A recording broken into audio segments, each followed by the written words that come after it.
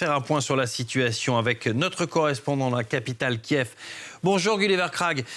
Tout d'abord, sur le front Est, donc l'armée ukrainienne a donc du mal à stopper les assauts russes.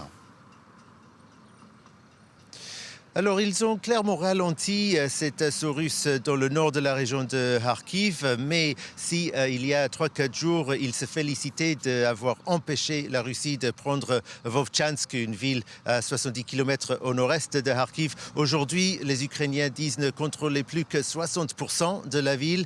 J'ai vu des photos de drones montrant une destruction comparable à celle de Bakhmut ou de Severodonetsk, des bombes aériennes qui tombent sur la ville, parfois jusqu'à 20 par jour, une destruction absolument terrible et des batailles qui continuent. Clairement, les Russes tentent de prendre Vovchansk.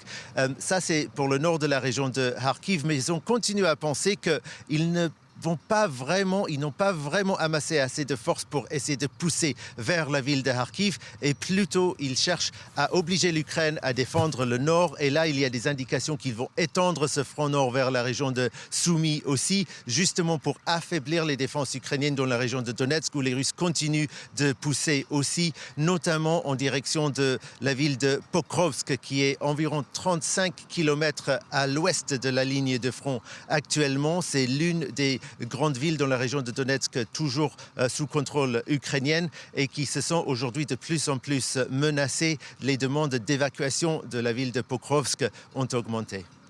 Gulliver, voilà pour la situation sur le terrain. Sur le